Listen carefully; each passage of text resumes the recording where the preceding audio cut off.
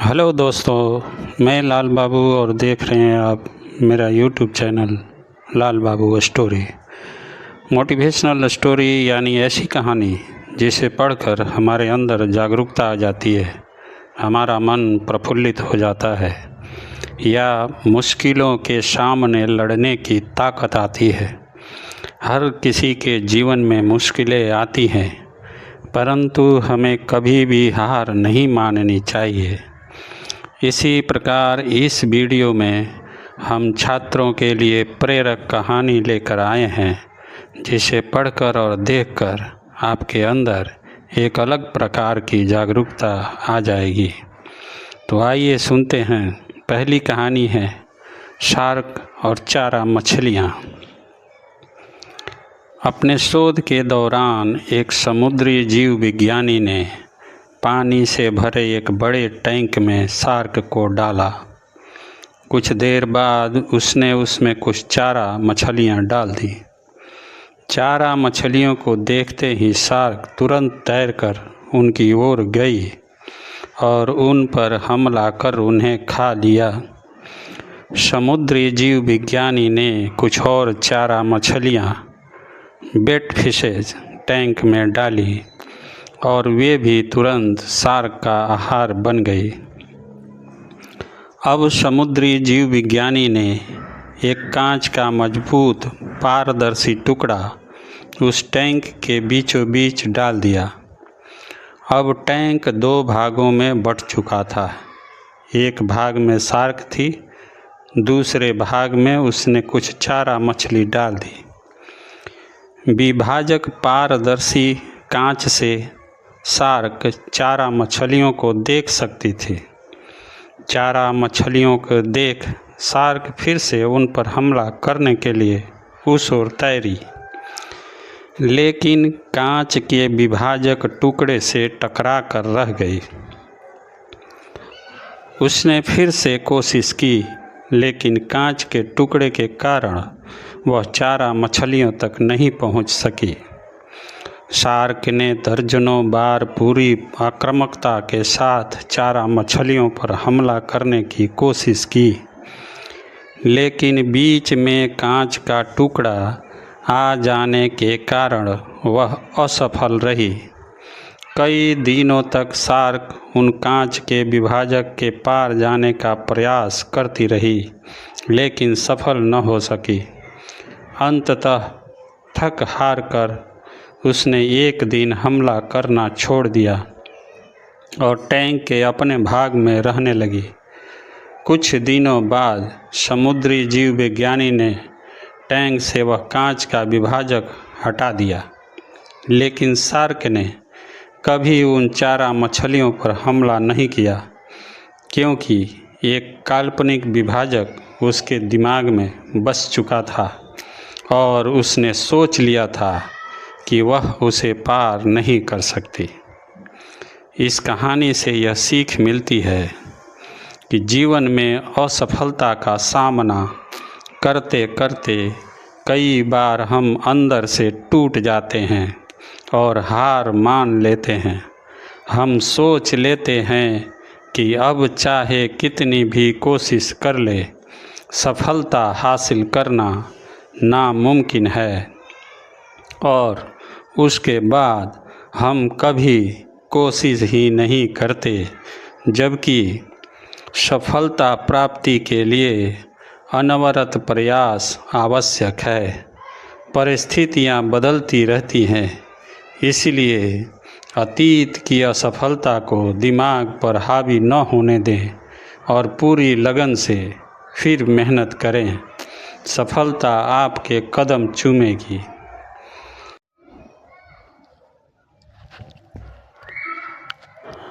आखिरी प्रयास। आज का मोटिवेशनल कहानी है आखिरी प्रयास। एक समय की बात है, एक राज्य में एक प्रतापी राजा राज करता था। एक दिन उसके दरबार में एक विदेशी आगंतुक आया और उसने राजा को एक सुंदर पत्थर उपहार में दिया। राजा वह पत्थर देख बहुत प्रसन्न हुआ उसने उस पत्थर से भगवान विष्णु की प्रतिमा का निर्माण कर उसे राज्य के मंदिर में स्थापित करने का निर्णय लिया और प्रतिमा निर्माण का कार्य राज्य के महामंत्री को सौंप दिया। महामंत्री गांव के सर्वश्रेष्ठ मूर्तिकार के पास गया और उसे वह पत्थर देते हुए बोला, महाराज मंदिर में भगवान विष्णु की प्रतिमा स्थापित करना चाहते हैं। 7 दिवस के भीतर इस पत्थर से भगवान की विष्णु की प्रतिमा तैयार कर राजमहल पहुंचा देना। इसके लिए तुम्हें 50 स्वर्ण मुद्राएं दी जाएंगी। 50 स्वर्ण मुद्राओं की बात सुनकर मूर्तिकार खुश हो गया और मंत्री के जाने के उपरांत प्रतिमा का निर्माण कार्य प्रारंभ करने के उद्देश्य से अपने औजार निकाल लिए। अपने औजारों में से उसने एक हथौड़ा लिया और पत्थर तोड़ने के लिए उस पर हथौड़े से वार करने लगा, किंतु पत्थर जस का तस रहा। मूर्तिकार ने हथौड़े के कई बार पत्थर पर किए, किंतु पत्थर नहीं टूटा। 50 बार प्रयास करने के उपरांत मूर्तिकार ने अंतिम बार प्रयास करने के उद्देश्य से हथौड़ा उठाया, किंतु यह सोचकर हथौड़े पर प्रहार करने के पूर्व ही उसने हाथ खींच लिया कि जब 50 बार वार करने से पत्थर नहीं टूटा तो अब क्या टूटेगा। वह पत्थर लेकर वापस महामंत्री के पास गया और उसे यह कह वापस कर आया कि इस पत्थर को तोड़ना नामुमकिन है, इसलिए इससे भगवान विष्णु की प्रतिमा नहीं बन सकती। महामंत्री को राजा का आदेश हर स्थिति में पूर्ण करना था, इसलिए उसने भगवान विष्णु की प्रतिमा निर्मित करने का कार्य गांव के एक साधारण से मूर्तिकार को सौंप दिया। पत्थर लेकर मूर्तिकार ने महामंत्री के सामने ही उस पर हथौड़े से प्रहार किया और वह पत्थर एक बार में ही टूट गया। पत्थर टूटने के बाद मूर्तिकार प्रतिमा बनाने में जुट गया। इधर महामंत्री सोचने लगा कि काश पहले मूर्तिकार ने एक अंतिम प्रयास और किया होता तो सफल हो गया होता और 50 स्वर्ण मुद्राओं का हकदार बनता। दोस्तों, इस कहानी से ये सीख मिलती है कि हम भी अपने जीवन में ऐसी परिस्थितियों से दो चार होते रहते हैं। कई बार किसी कार्य को करने के पूर्व या किसी समस्या के सामने आने पर उसका निराकरण करने के पूर्व ही हमारा आत्मविश्वास डगमगा जाता है और हम प्रयास किए बिना ही हार मान लेते हैं। कई बार हम 1-2 प्रयास में असफलता मिलने पर आगे प्रयास करना छोड़ देते हैं, जबकि हो सकता है कि कुछ प्रयास और करने पर कार्य पूर्ण हो जाता या समस्या का समाधान हो जाता। यदि जीवन में सफलता प्राप्त करनी है तो बार बार असफल होने पर भी तब तक प्रयास करना नहीं छोड़ना चाहिए जब तक सफलता नहीं मिल जाती। क्या पता जिस प्रयास को करने के पूर्व हम हाथ खींच ले वही हमारा अंतिम प्रयास हो और उसमें हमें कामयाबी प्राप्त हो जाए। इसी कड़ी में दूसरी कहानी है शिकंजी का स्वाद। एक प्रोफेसर क्लास ले रहे थे। क्लास के सभी छात्र बड़ी ही रुचि से उनके लेक्चर को सुन रहे थे। उनके पूछे गए सवालों के जवाब दे रहे थे, लेकिन उन छात्रों के बीच कक्षा में एक छात्र ऐसा भी था जो चुपचाप और गुमसुम बैठा हुआ था। प्रोफेसर ने पहले ही दिन उस छात्र को नोटिस कर लिया, लेकिन कुछ नहीं बोले।